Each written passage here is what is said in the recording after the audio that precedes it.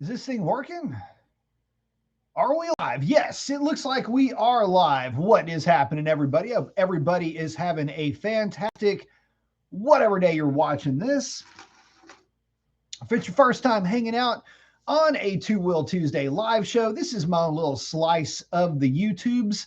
It gives me an opportunity to interact directly with you guys with the chat, wherever, I don't even know where it is on your side of it. Anyway, gives me an opportunity to hang out with you guys. If you've got questions about standalone videos that I've put together, feel free to reach out and we can talk about those. This also gives me an opportunity to expand on some of those videos in a way that maybe I wasn't able to at the time, or maybe there was something that just crossed my mind and now I can talk about it because I'm just now thinking about it. So there's a lot that goes on with putting videos together.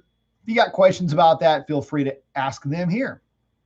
It also allows me to work through different videos that may or may not have been left on the cutting room floor. Sometimes videos just don't make a whole lot of sense, and this gives me an opportunity just to kind of do that video for you guys in real time, talk about topics or expand upon other things like that. So with that being said, as I always try to remember to do, if you guys are on here already, let me know how the feed looks, because sometimes the feed just isn't all that great. So let me know how the feed looks. Let me know that we are coming in loud and clear. Let some of you guys come in, grab a beverage and snacks. Bruce says we're looking good. That means we're looking good. All right. So recently I had done a video comparing two different exhaust systems for the GSXR middleweights. And the thing is, when it comes to picking the right exhaust for your bike, you know, that wasn't really that kind of a video. I just wanted to showcase the differences between those two systems because nobody ever does that. And you don't ever get a chance to see some of the inner workings of how all that stuff goes together. You only just see them on the dyno, right?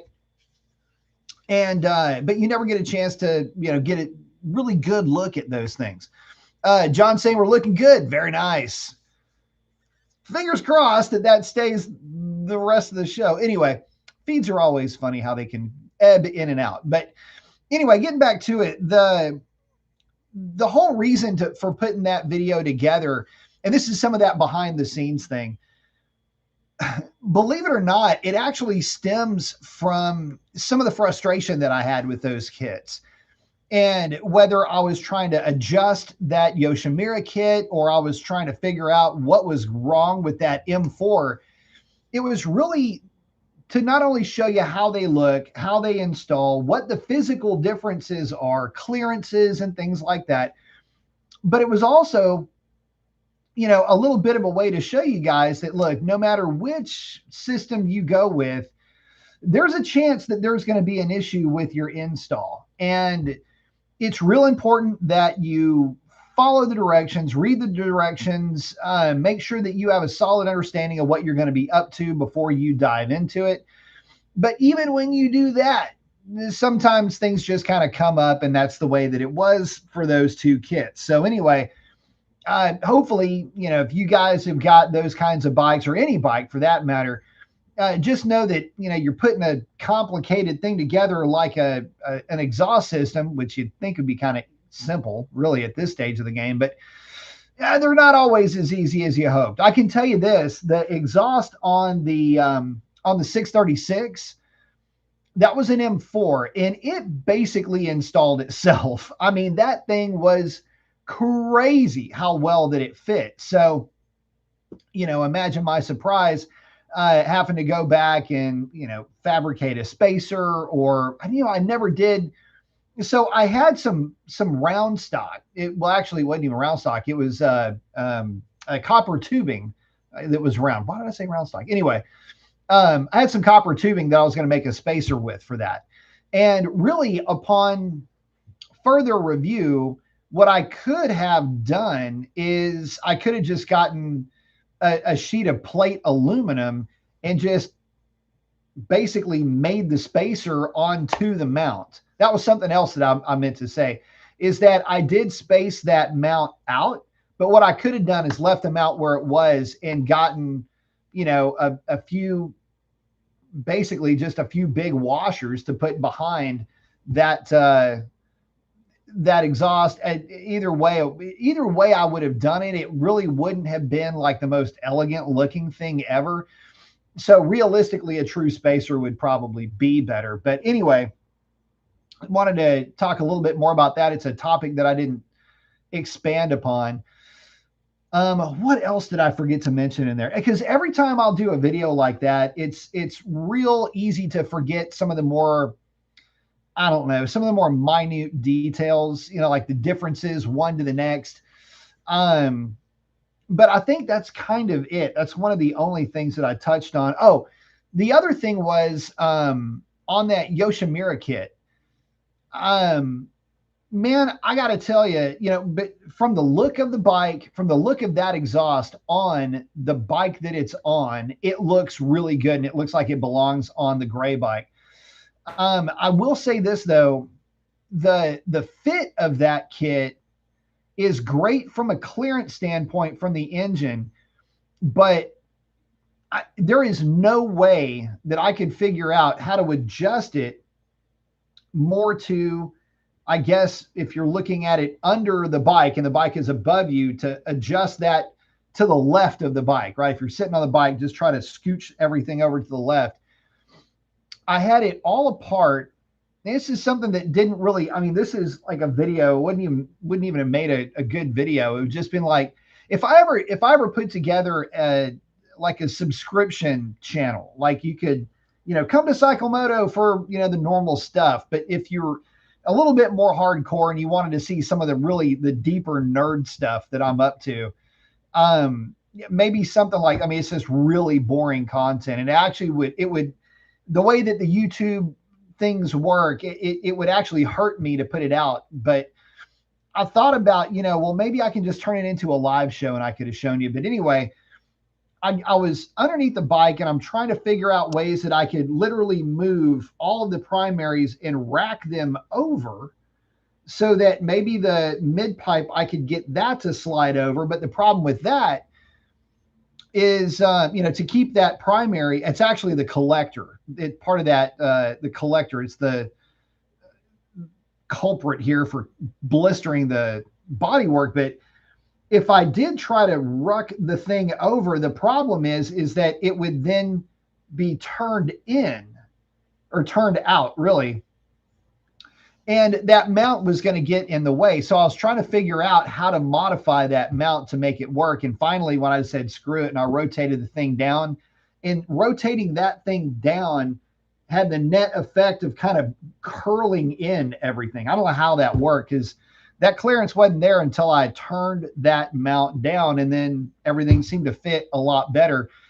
It's not as good as I would like it, but it's got maybe, I would say, about 3 millimeters of clearance to that plastic. So again, not exactly what I would call ideal, but you know, it beats the alternative of that thing actually hitting the plastic. So again, just, you know, some behind the scenes type things going on with that video. Of course, this is stuff I really can't expand upon when I'm putting a video like that together, because it's kind of got to get it's got to get to a point, you know what I mean? But in saying all of that, I got all the bikes together, and this is actually kind of funny. I think I've got a bad battery for my camera, because I just got back with the blue GSXR 750 and had taken it out, and I'm gonna have to redo that video, and it's basically just me going through some of the setup on that bike. Basically, you know, talking about, in essence, don't be afraid to adjust, you know, things on your bike. You can always put them back, refound them. You know, things like clutch levers, brake levers, shifter levers, and all that kind of stuff. All of that's adjustable. And this is, you know, you talk about some behind the scenes stuff. This is one of those things where you go, what? Because I thought that battery was charged, and apparently it wasn't. And so at the 2 minute and 45 second mark, it croaks. And there's nothing that tells me this is going on, right? So, um, as I'm writing and filming the video to nobody at this point, because I'm not filming anymore, it would be kind of cool if that camera would go, or like give you some kind of a warning, but it doesn't. So anyway, that video, I'm going to have to come back and reshoot that entire thing for you guys. But it's kind of interesting. So I was on the Blue Bike, and I guess this is where this is going. And we're talking about other bikes maybe for the channel at some point. And I feel like I've kind of painted myself into a corner with these GSXR middleweights, but what a corner to be in.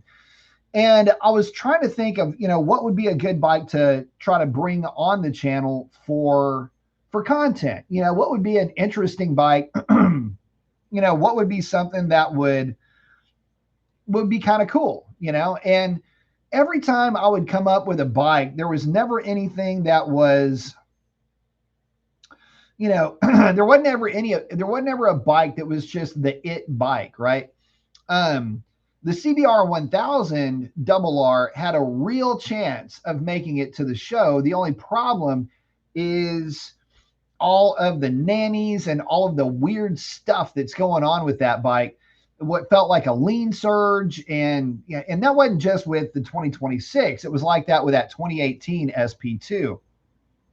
And so I reached out to More Mafia and to Two Wheel Dyno Works. More Mafia has not returned any message, but Two Wheel Dyno Works did. And they basically said, look, everything you're describing, because I sent a rather lengthy email. But I mean, it was the best economy of words I could put together to describe my frustration with the CBR 1000 RR.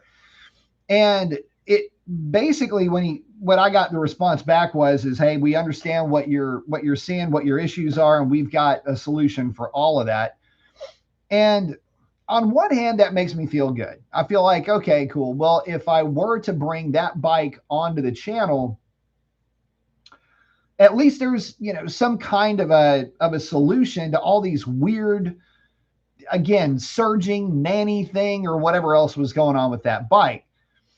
But I got to thinking again, the problem that I end up running into, just like trying to, get my head around this whole, revisiting the leader bike thing, is I just got off of my Blue 750, and I would have to let that bike go to get the 1000, or I would have to let the Blue 750 go and my 600 for that 1000.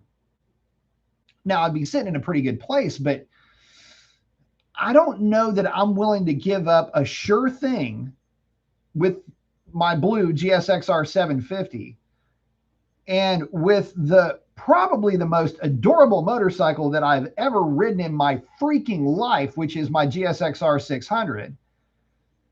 I don't know that I could give those two up to put towards a CBR 1000, because I don't know that I can accelerate harder out of a corner with that CBR 1000. And about the only thing that it would be fun at would be when you're doing leader bike stuff, which is lining up with your buddies, 3 nods, and you're gone.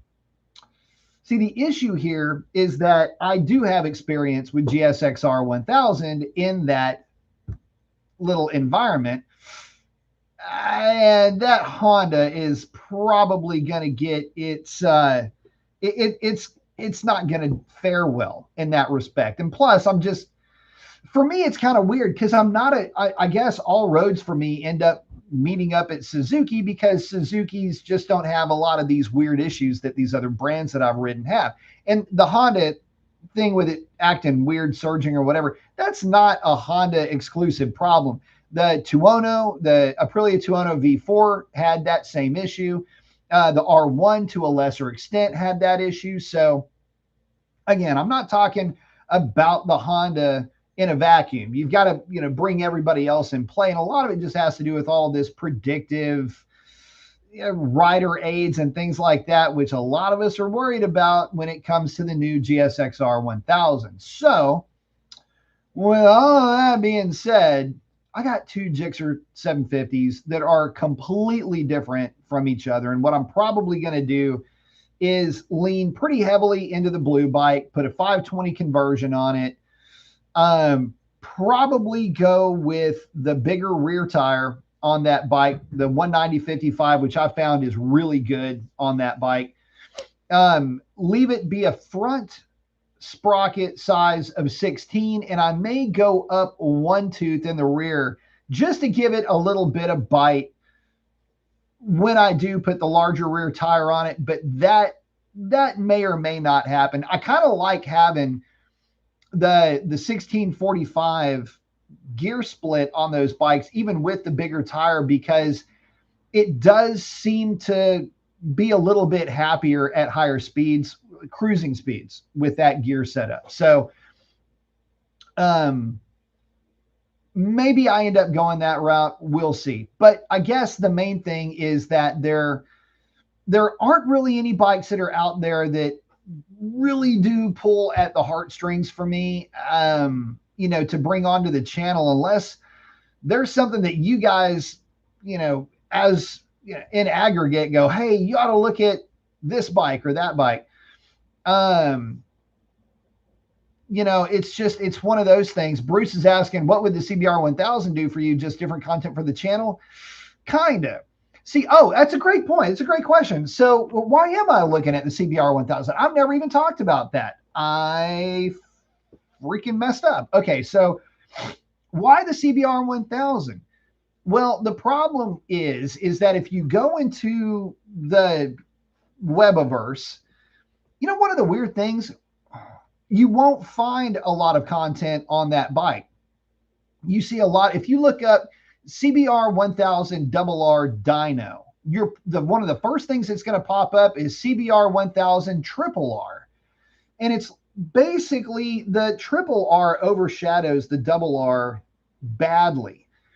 And I thought, I like the Honda. It's easily the most comfortable of all the leader bikes, super bikes. It's got a bit of a cool trait about it, that it's small, very lightweight, makes really good power now. What all could I do with that bike as a leader bike that would put a little bit of shine on the Honda, let's be honest, but also, more to the point, differentiate the channel a little bit from other channels that are focusing primarily on, Gixxer 1000, R1 content. You don't see a whole lot of ZX10 specific, but you get the idea. And I got to tell you guys, man, but it's funny because, and you go, oh, wow, that's great. You get all this power in a middleweight size bike. And it's like, yeah, that sounds good on paper, right?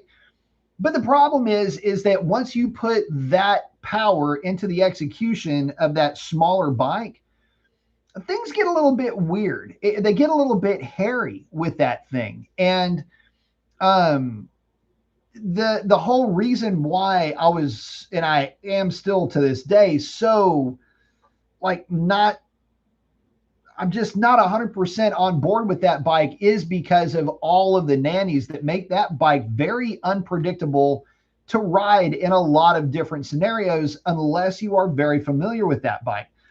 I talk a lot about this whole getting to know you phase with motorcycles is really more to the point for the break-in procedure than it is for the bike itself. And with that Honda, the weird thing about it is it does not act like other bikes that I've ridden, like the GSXR 1000, where every gear feels really good. There's no noticeable nanny. There's no noticeable lean surge. There's no noticeable strange things going on with these other bikes that I was finding with the Honda. And look, you don't want to shell out the kind of money that a modern leader bike costs, only to be dissatisfied with it on some level. And keep in mind, I put it up against my blue GSXR 750, and stock for, well, the Honda is stock, the GSXR 750 is not, but it's still a 750 versus 1000. And because of the weird throttle mapping and because of just some of the distracting elements that Honda was bringing to the table, I just couldn't make the switch. And because of all of those weird things that it does, I'm just way better and way more comfortable with the Gixxer middleweight than I was with the Honda in general. And there was one time on the Honda that the bike kind of threw me for a loop. And it was when I was getting onto the highway, and this is when I was trying to, kind of sort through what is this throttle doing type of thing, where it would have a real weird flat spot at 6,500 RPM, and it would kind of come back on, then it would bring back, then it would come on and come back. I'm going, what in the hell is wrong with this bike? And so that was going down the highway. That's in 6th gear. So I'm getting on to, I make the U-turn, one of the normal loop that I do the ride and reviews on. I make that loop, I buzz around, and I'm just rolling into the throttle to get it onto the highway. Now, this is off camera. What a lot of times when I get a bike to ride and review, believe it or not, I'll actually put it through a couple of heat cycles. It's when they're new. The Hondas don't really have a break-in cycle. They're just, get to know the bike for a few hundred miles and then whatever. They don't care. But a lot of it, what I'll do is I'll scuff in the tires. Just basically shaking the bike down, making sure that there's nothing weird going on. And the Honda, that process took a lot longer than I thought it would because there were some issues. I was trying to get past the surging thing. So anyway, I make the loop, I turn around, I go to get the thing onto the highway, and its 1st gear is real lazy. 2nd gear, lazier still, right? It's like, man, this thing just does not run like a leader bike's supposed to. So I shift into 3rd and I start rolling into the throttle, and it's just really not rolling. And the bike's picking up speed, but it's not picking up speed the way like my 750 would have with the same amount of throttle input. And this is where things got a little bit weird. I'm getting onto the freeway with the CBR, and it's dead, dead, dead, dead. And then the bike just immediately throws all the power at it. And so I'm feeling what this bike is trying to do, like just getting the thing to move. Then all the nannies go away at once. And from my perspective, you're entering the traffic, and then it's kind of a long, sort of a right-hander that feeds you in. And it's 1st gear, 2nd gear, 3rd gear, I'm rolling into the throttle, do a head check. I roll into the throttle, and at this point, I'm starting to get frustrated with it.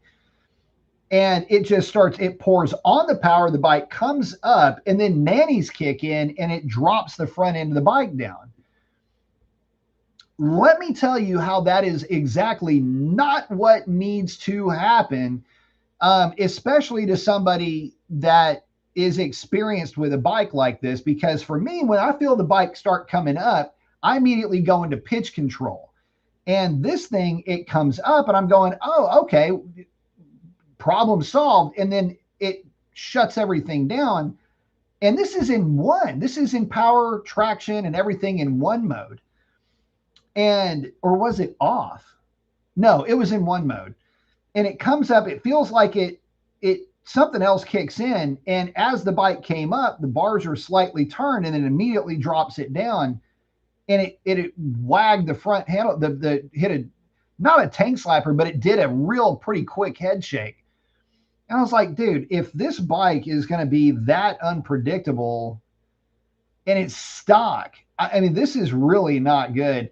There's got to be something that I need to understand with what's going on with this. And without tuning software to go in and actually dive in to the actual, like, what does the throttle mapping look like? What is going on with this thing? Why is it acting like this? And without having a dyno to be able to run the bike, even at partial throttle, to find out, I mean, that bike, it had to be a lean surge.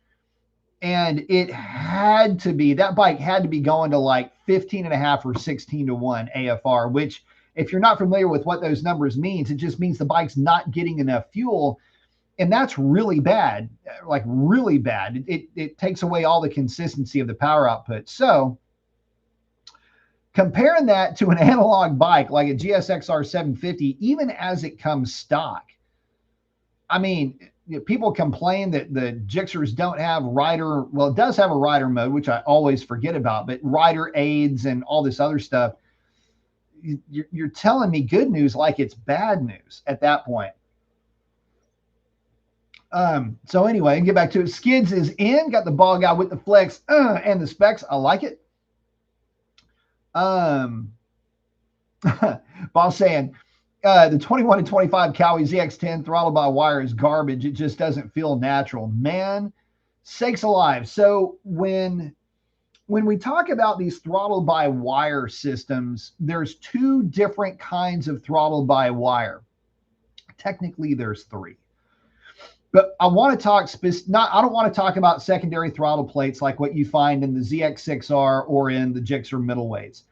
That is an old school way to do things. And believe it or not, it's really hard to improve on that technology if you're not talking about quick shifters and blippers. They'll work with a quick shifter, just not blippers. But getting to it, there's two different ways to do this. One is the way that Suzuki does it. And keep in mind, the GSXR 1000 is a 100% ride-by-wire bike. However, it does still have cables. The cables go to, in essence, a throttle controller. It's like a rheostat. It's a volume control thing. Same idea. Turn it more, makes more loud, right? But however, Suzuki, and that's done for a couple of reasons. One is you can utilize existing technology for older stuff and just wire that into, or have the cables wired up to just a spring-loaded pulley that's turning a volume lever. That's a good thing because it's got a more natural feel to it. It really does. But more to the point, the way that Suzuki tunes their ride-by-wire, it's flawless across the board. Like, you would never know that bike is a true ride-by-wire. The other way to do it is you put your potentiometer, which is exactly what the thing is, but you put that in the throttle housing itself. That's the way that my Bonneville is. And the weird thing, and I don't understand why it is, there's got to be a reason, and nobody has explained it to me. Maybe there's just some, Suzuki's doing Suzuki things, but none of the bikes that I've ridden, none of them offer up the same tactile feel when they have everything built into the grip itself, like the throttle housing itself. Those never feel natural to me. Where the GSXR 1000 with the cable-driven controller, they feel exceptionally natural. Don't understand it, but it is what it is. When I did all of the throttle tuning on the Bonneville, I did it in a way that it feels pretty natural, but it's so weird how manufacturers it's like they go out of their way to, I don't even know what they're doing, but it makes it feel so unnatural. It's like they call it the uncanny valley. Like, you recognize something as a thing, but it's different, and it's got differences that your brain is picking up on, but you're trying to figure it out. The Honda, and here's the problem. The Honda suffers kind of the same problem that, what I understand, the R9 suffers. And I didn't ride the XSR 900 without a tune, but I would assume it would suffer the same issue, although the XSR 900 that was tuned was really good with its throttle mapping.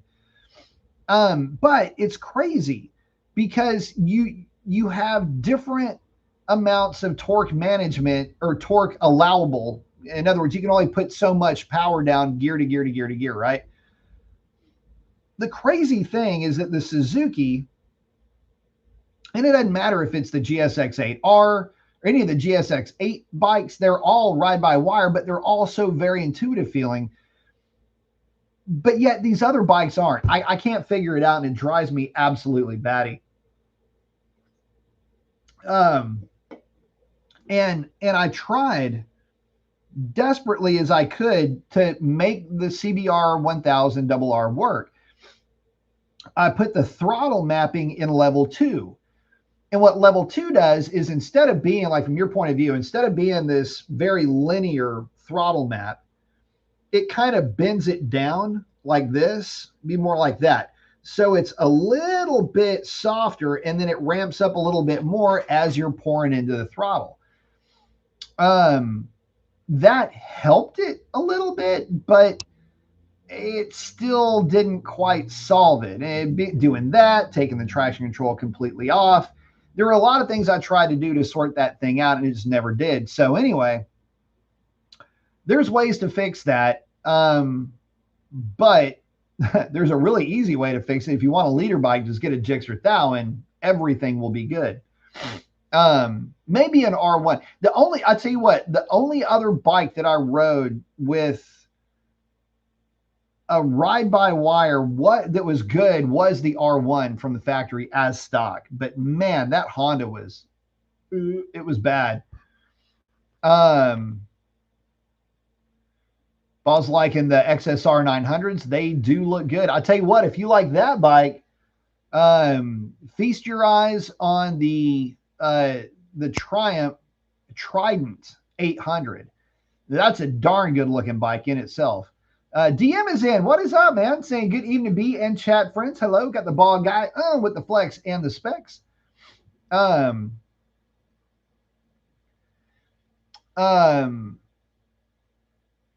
Can you tune the CBR 1000 RR yourself? Would the content be good for the channel? You know, technically I could if I had the software and the plug-in for the ECU and a dyno and all the stuff to do it. I've got a lot of tuning experience, and I've tuned a couple of my own bikes, the Triumphs. I did the T-Bird and I've tuned the Bonneville.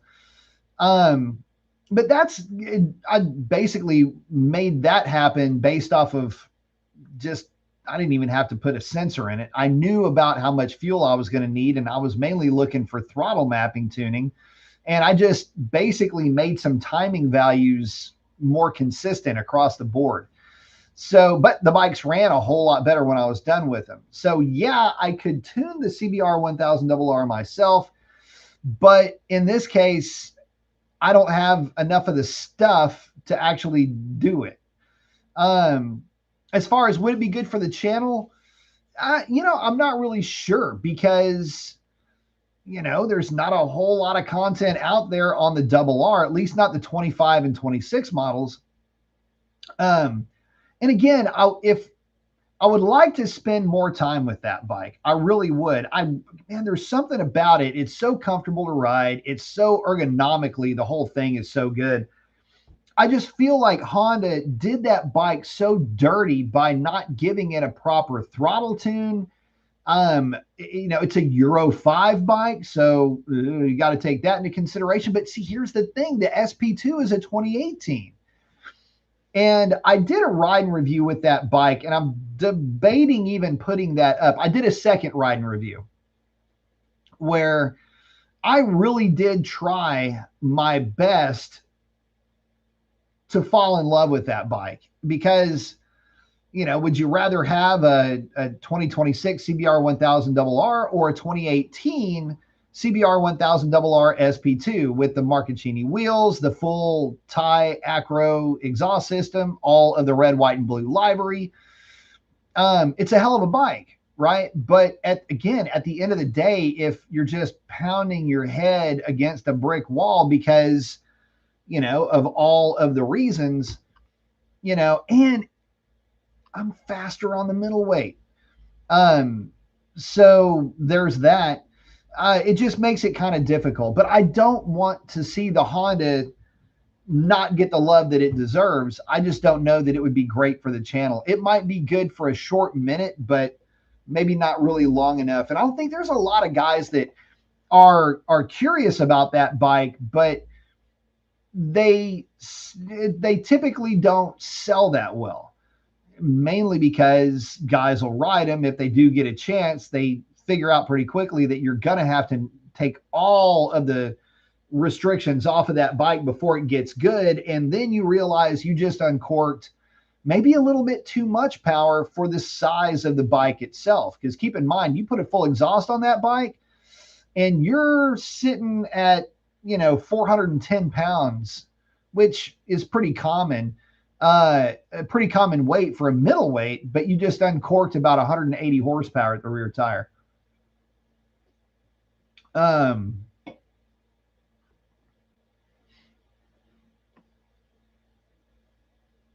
Let's see. Oh, hang on a second. Just had a couple of people bump in. Armac saying, I know this is cycle night, but went and looked at his 72 satellite. Nice, for sale. Wanting 15,000 for it, and it looked at it in person. Needs new frame rails and has no drive line. Oh, I wouldn't get that at all. Hell no. I don't know what it is about some of these cars that are popping up right now for sale. These guys think they are worth a whole lot more than they really are. I had to file for a title. Forget that. DM saying cable throttle works best for most people. Fly-by-wire was adapted for race teams. I'll tell you what. If they could all work like the ride-by-wire that the GSXR 1000 has, there's got to be I know that it can be fixed. Don't get me wrong, and I get that it can be. But can it at least be good from the factory? That's the thing. The first and second gear thing is the thing that really freaked me out, because first and second gear on the CBR was like, where's the other half of the displacement for this bike? It really did. It felt like, my 600 felt like considerably snappier than the CBR 1000 did in first and second gear. But then you get it into third and it feels kind of lazy, and then out of nowhere it just hits.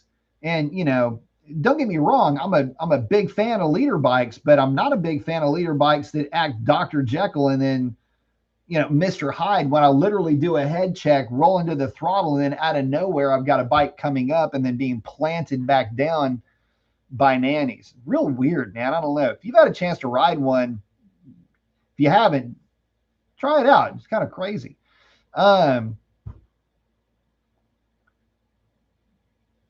Bruce is asking, how many views did you get on your CBR 1000 video? Let's see. The first ride and review is sitting at about 15,000 views. The post ride is at about 5,000 views. And the latest one is sitting at about 4,000 views. So about 20 odd thousand views on the CBR 1000, give or take. So it's a real popular bike. But again, I think a lot of times it's kind of like going to the freak show. A lot of people are interested in it when they see it, but then they're not so much interested afterwards. Plus, and here's the other thing, and this is something that really gets on my nerves when it comes to certain bikes, but the Honda does not do well in roll racing, and it never will. The wheelbase is too short, and they just don't make the peak power that the Suzukis or the R1s do. And they don't have the stability, from what I can tell, in my short period of time with the bike. Maybe they do. I just I wasn't exposed to that. So, but they're great bikes. It's just that they're out of all of the leader bikes, which make ridiculous power, the CBR makes the least amount, and it's still an obnoxious amount of power. While saying, can you just borrow one for stubs for a short while? Nah, unfortunately, no. I can take them out, keep the batteries charged, keep the fuel that's in it fresh, but no, I can't. I'd love to be able to get a long-term. If I were to get a long-term bike, it'd be that bike. If I had to say, okay, I'm going to get this thing, I'm going to hang on to it for a little bit, I'm going to make some modifications to it and then turn it back in, it would probably be the CBR 1000. But we'll see. I don't know. There's always a potential to try to work something out there, but we'll see. Oh, Ryan saying, I'm thinking I might trade the 675 SS and then making payments on a new KTM RC 990. It's the most easy bike for you to transition over to. I've been dreaming of the bike ride I took on it, and man, it's like the same bike, just more power. And that's the thing. So for you guys that are on the show right now, so Ryan's got a 675 SS CF Moto, and when I threw a leg over the 675 SS, I then threw a leg over a KTM RCR 990, and there is so much DNA shared between those two motorcycles. It's not even funny. They are absolutely kissing cousins when it comes to ergonomics, handlebar layout, the whole bit.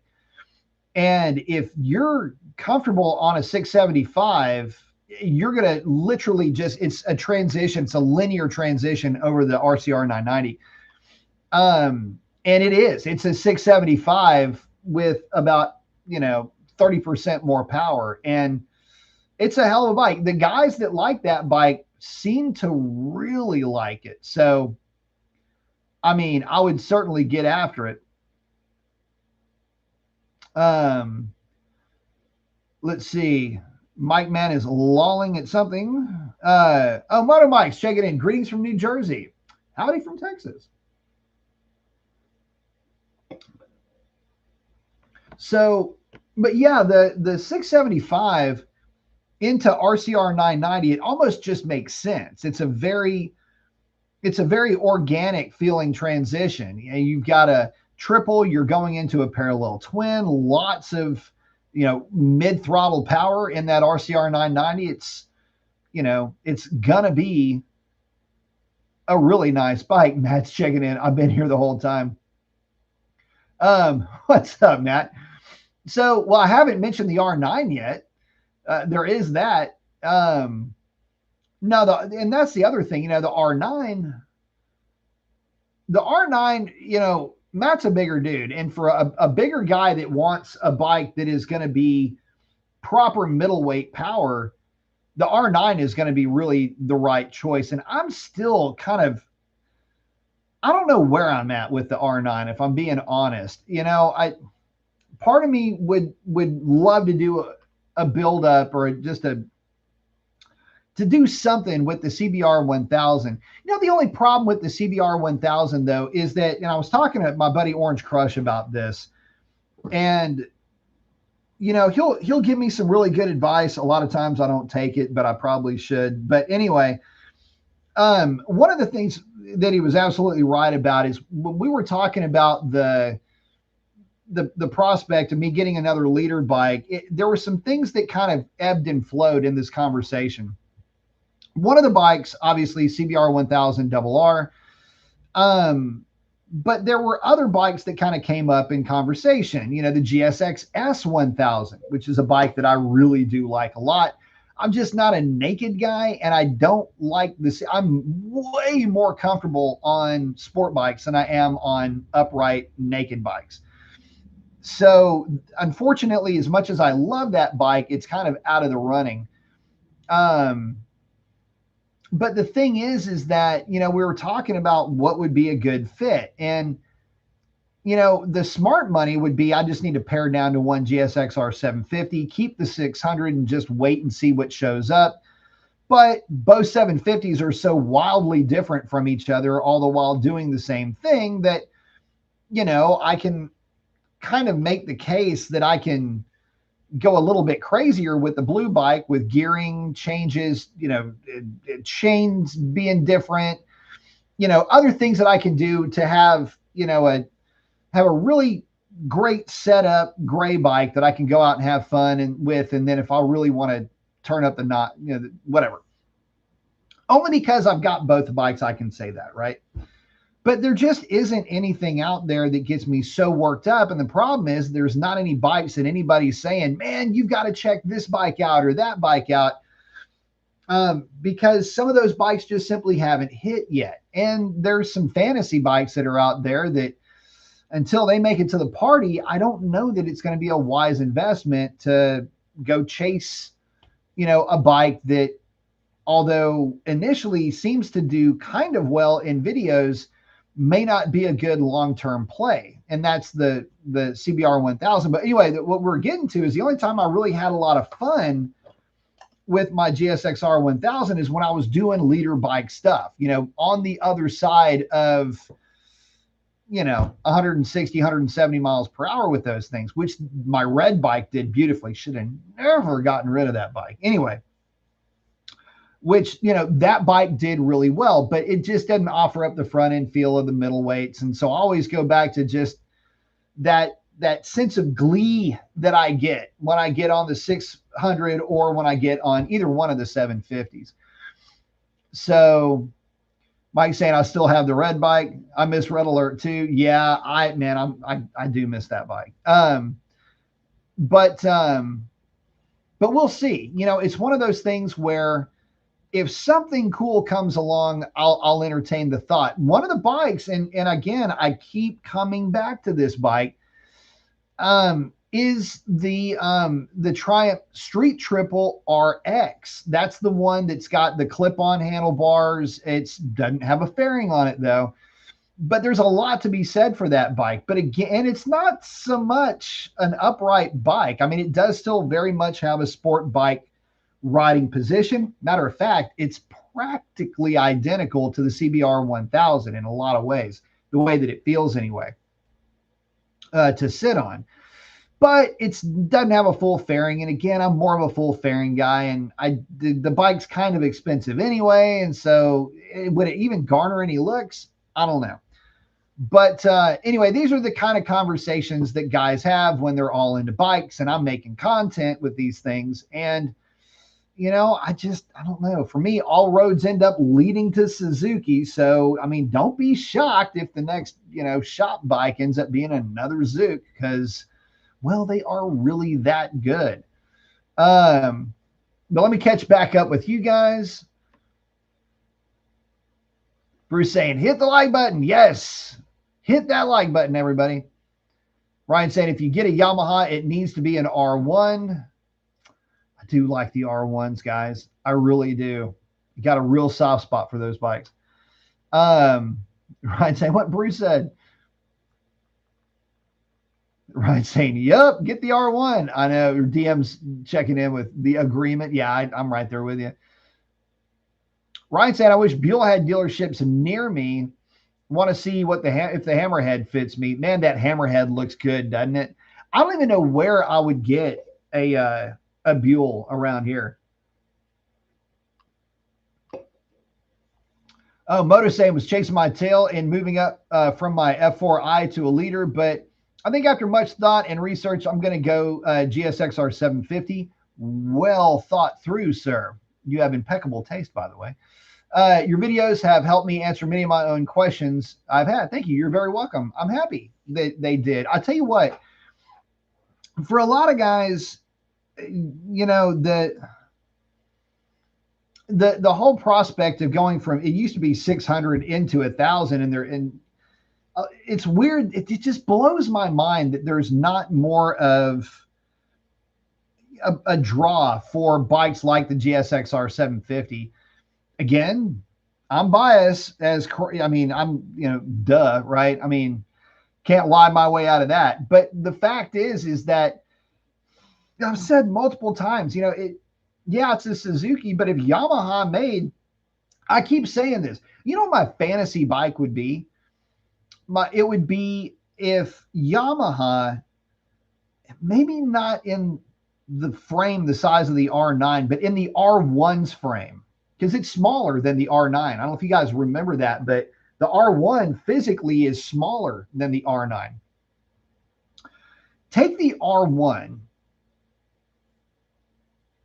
de-stroke and put smaller diameter pistons in that thing and make it like an 800, right? Have a CP4 version of a 750 or an 800cc four-cylinder in the R1.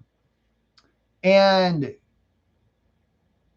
I mean, this pretty much writes itself, right? This story, I mean, if Yamaha ever did that, I don't know that science has figured out a way to calculate the warp drive light speed that I would travel to my nearest Yamaha dealership to put a deposit down on that bike.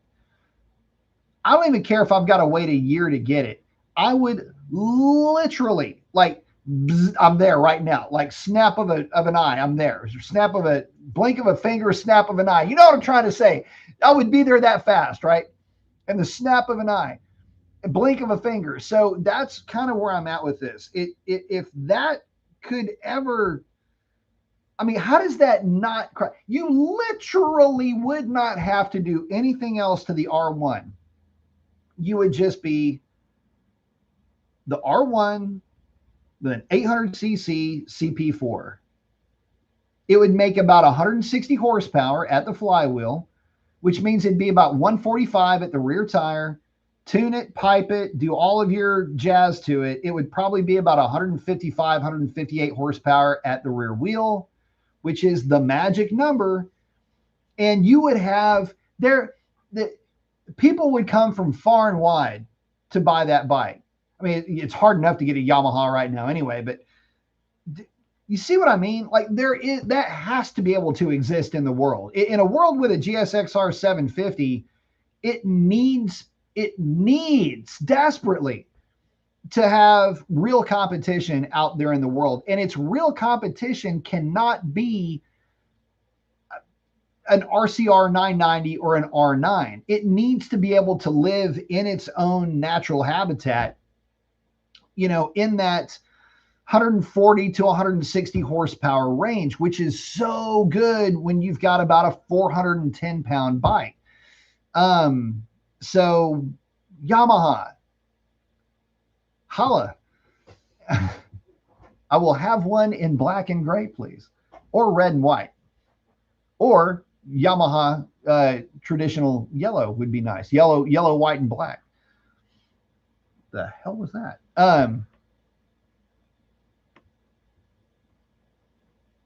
Let's see. Hold on. I'm messing up here. Mike saying, what did I miss? Oh, it says a red bike with the Acura slip on. DM saying, I'm not sure if the R1 would be good for channel content, but you'd love it. I tell you what, one of these days, that's the thing. I'm kind of holding out right now too, if I'm being totally honest. If I get another leader bike, it almost has got to be an R1. And this is something that I haven't really talked on too much, but let me explain to you guys why. Okay, so this is something that I haven't said about the CBR 1000, and that is that although it is extremely smooth, you get the sense that that bike has just got some really short legs going down the highway. I don't know why that bike, and I didn't really study up on this because I was trying to figure out what was going on with the rest of this bike, but it just feels like it's like a small dog trying to haul ass.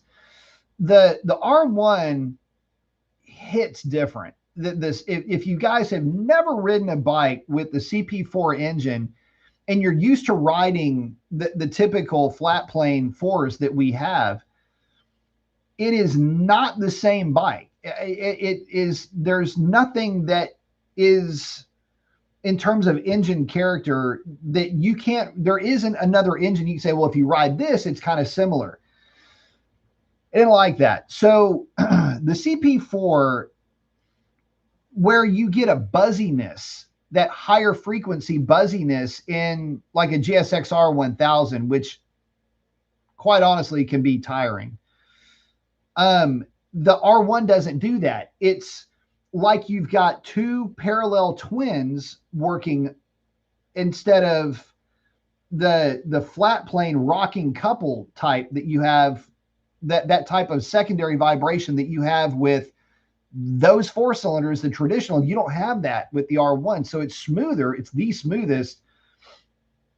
And the vibration that you do get, you feel in the handlebars and in the foot pegs as a much, much lower resonance. Like it's, the frequency is a lot lower. So, and to try to explain it, and DM, help me out with this. You might be able to explain it better than I can, but let's say you're cruising down the highway at 7,000 RPM. what you feel through the handlebars on an R1 versus like a GSX-R 1000 would be almost like what you would experience at like 3,500 RPM with the GSX-R 1000. It's a smoother thing. It's a different thing, but it doesn't send the higher frequency vibrations through you. And so it is so smooth. So there's that bonus with the R1. It's less fatiguing to ride. That is a long way to get to a point, right? Anyway, I think we lost 5 viewers in that whole diatribe. But anyway, it's a less fatiguing bike to ride. I also like that the R1 has better front end feel. That is a major, major thing for me. And so between the character of that engine and the front end feel that I remember that 2019 had that I rode, which I should have bought. Anyway, that's kind of the takeaway for me here. So that's why for me, if I ever ended up getting another leader bike, try as I might to get content put together with the CBR 1000 RR, I just don't know that I would ever be as happy. It's like my heart's really not in it. And there's a reason. It's kind of a funny thing. You hear guys with R1s like, yep, I got my R1 and my Gixxer 750. It's like those things are like the peanut butter and jelly of the sport bike world. It's like one way or another, all roads end up leading there, either to the Suzuki GSX-R 750 or to the R1. Let's see.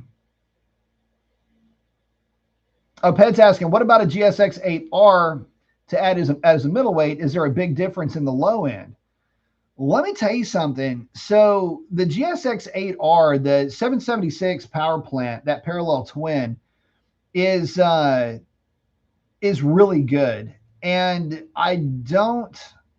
it's not really for me with the type of riding that I like to do, but I will tell you this.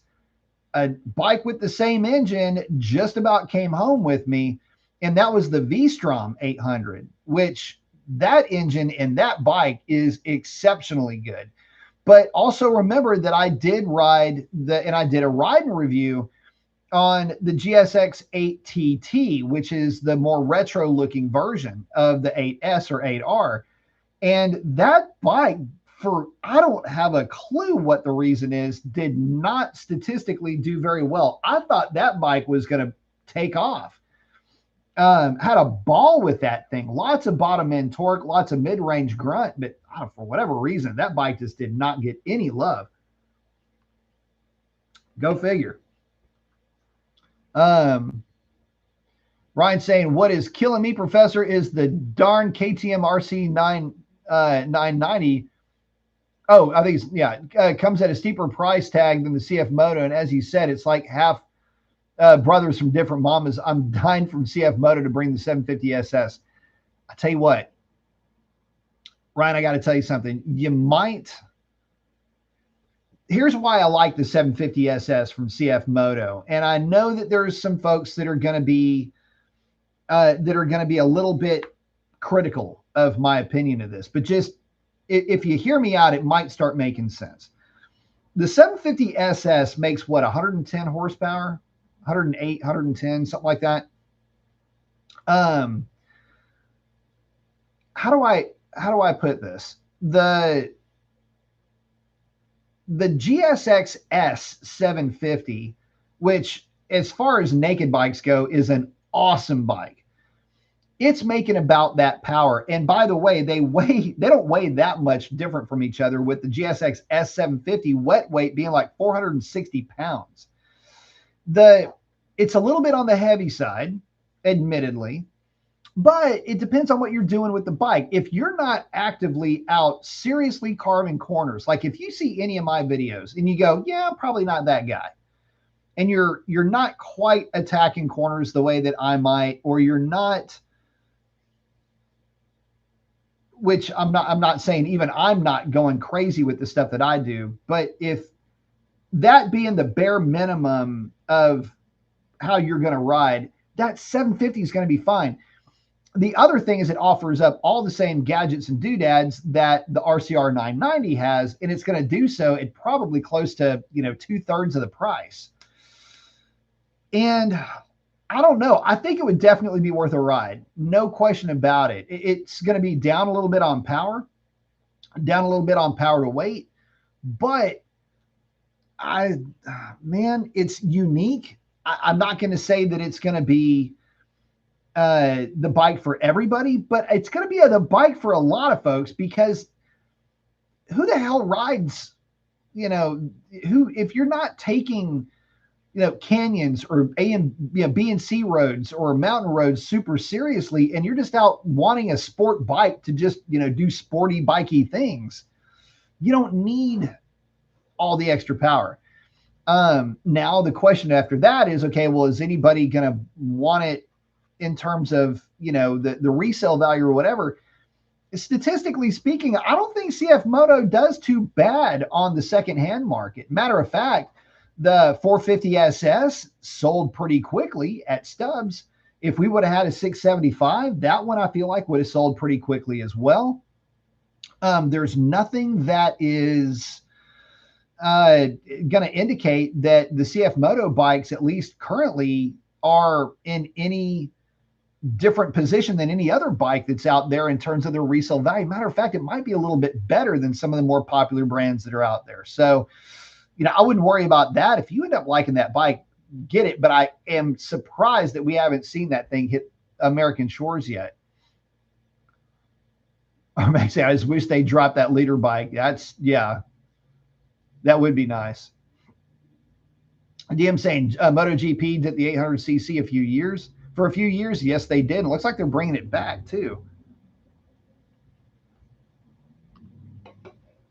Boss said, if you build it, they will ride for sure. I like it. Armex asking, why is that, Professor, that Yamaha's having a problem getting stock in? Man, I have heard every excuse that you could make up, dream up. I've heard, where do I begin with the R9? The R9 is the most frustrating one for me because I really, really want to ride an R9. I want the R9 to shut me up, basically, and I think it will. But there were issues with something in the electronics for the R9. Then there was an issue with frames for the R9, which was previous to the electronics thing. I don't know what the holdup is with R1s. Just Yamaha not making so many of them right now, which is weird because they will literally sell every R1 that they make. So I don't know what the deal is. Boss saying the closest match between the R1 is the RSV4. It's funny. A friend of mine's got the RSV4. Shout out to G-Man. And the thing is that, how do I put this? Between the R1 and the RSV4, I don't know if there is a better one versus the other, but they both sound amazing. DM saying R1 is nimble, smooth, and my sensation of speed is altered. It's so easy to ride smooth and fast. They have great front end feel and they stretch their legs good too, for sure. And that's the thing, when you get used to leader bike speed, everything else feels slow. That's the layman way to put it, and it's the only proper way to say it. It's not that. Let me give you an example. It's not that I feel like my GSXR 750 is slow, and it's not that I feel like my GSXR 600 is slow, but I can tell you this: I am far more relaxed when I'm on a 750 or my 600 because my field of vision is like I'm sitting here talking to you. And that's something that when you start going fast, the faster you go, you can start to get this tunnel vision that you have to work out of. Your body has to get acclimated to the speed. Once you're acclimated to the speed, it's kind of something that is with you, like basically forever if you're still riding bikes. And so when you see me, I'm coming in hot into carousel. You do see that the shift light is blinking as I'm coming into carousel, right? Like I'm seeing everything and I'm like, let me roll out of the gas. Where's our bump? Boop, here we go. And I take the thing around and it's fun. And anyway, like when you guys see me come into our favorite little S turn, right? So I come in, addressing the turn, picking our line, dropping it in, maintenance throttle, power on exit, full throttle, power, power. On the brakes, trail braking, grab it downshift, wag the ass, drop it in. Okay, all of that to me is happening. I'm literally talking you. I'm just riding the bike. That's it. That's not a time attack thing for me. I'm just riding I'm on motorcycle. That's me having fun. And that's what leader bikes do for you. Once you are acclimated to leader bike fast and how leader bikes can drive out of corners and the rate that leader bikes can pick up speed and how closing distance works differently with leader bikes, because leader bikes will accelerate from, say, 80 to 130 miles an hour in the span that middleweights will accelerate from 80 to, say, 105 at the most. That's where the whole thing gets weird. So when I'm on the 600, you can only imagine.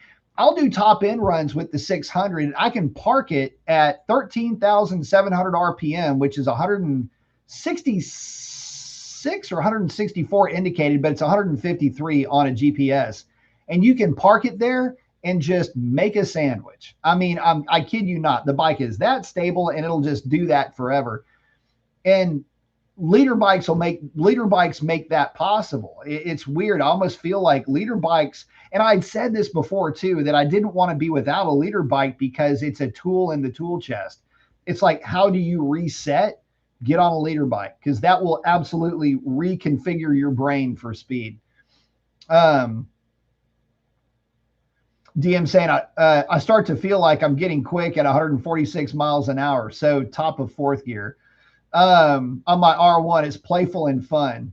Yes, it is. It's a real playful bike. That's a fun bike.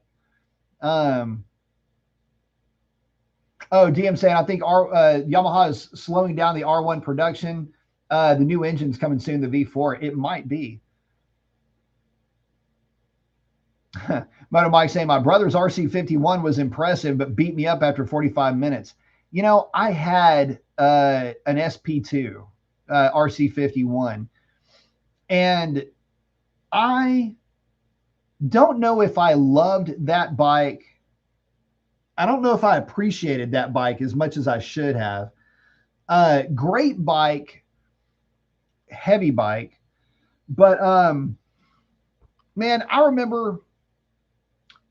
Well, it's because of my RC51 that I got my GSX-R 750 back in the day. I loved the RC51 was great, but you did have to manhandle that bike to get it to get around a track. Moto's saying, coming from an NT650, it was a rocket. I bet it was. There's some cool things you can do to the RC51. There's a flapper mod, this intake flapper that you can remove.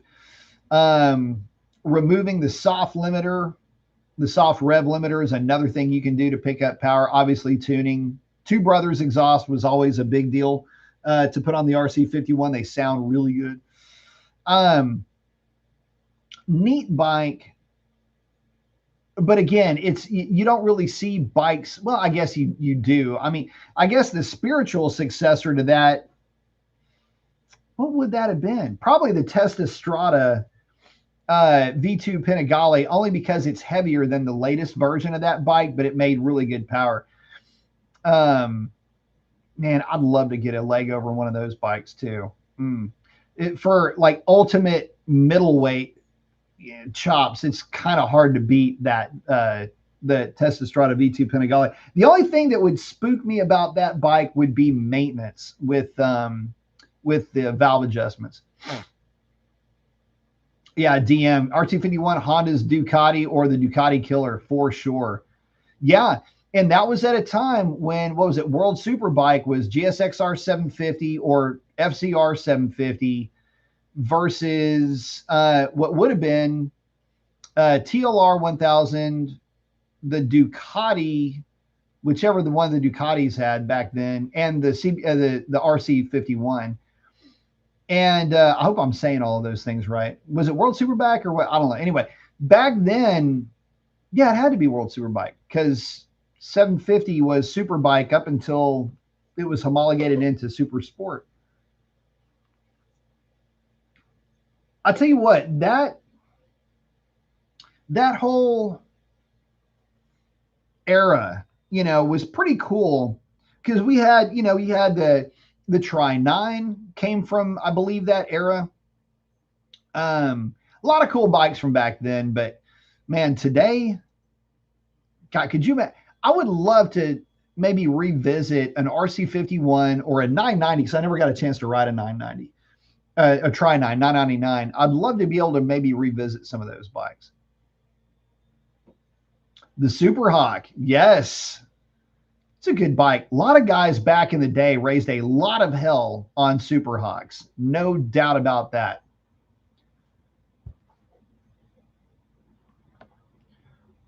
But yeah, it's kind of funny. Like I said, I just got back with, but right before the show, I was out playing around on the blue GSXR 750.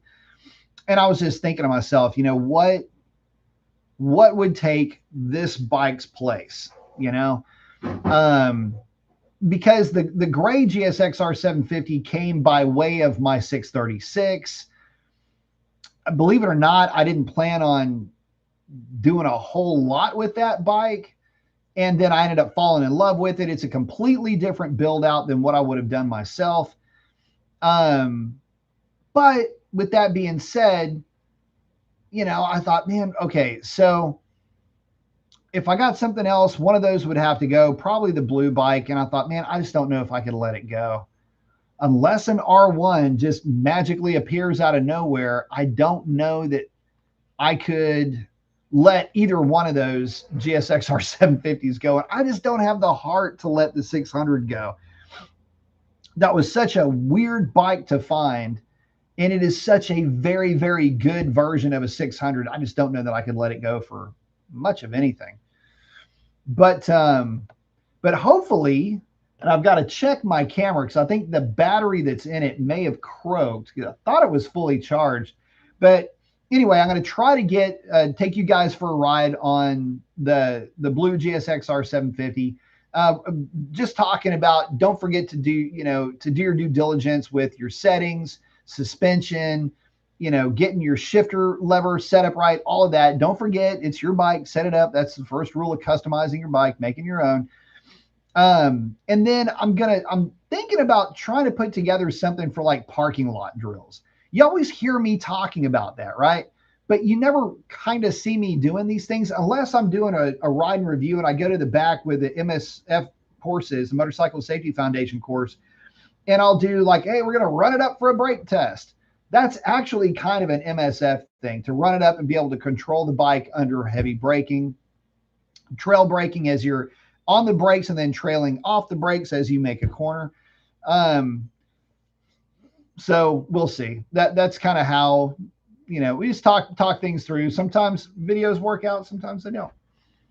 But I was saying I would love to have a first championship 20th anniversary Bayless Ducati Panigale V2. Yeah, that'd be pretty sweet to get some attention riding on the streets. You definitely get it with that bike. It's a good looking bike. But with saying all of that, guys, I didn't realize we are well over an hour into the show and I got to get back to work. Listen, if you made it this far into the show, consider smashing that subscribe button. A full 80% of folks that are watching don't subscribe, or at least watching the video. So hit that subscribe button. It's free. Tell you what, if you don't like what you see, I'll give you your money back. How about that? Or I'll tell you what, give it another 2 weeks and then check out. But give it another 2 weeks after that just to make sure. Anyway, sorry. Try not to make a joke. Get out there and do something cool for somebody. Chances are they need it way more than you know. And with that, I do have to check out. Thank y'all so much for hanging out with me. Hope to see you guys on the next one. Y'all take it easy.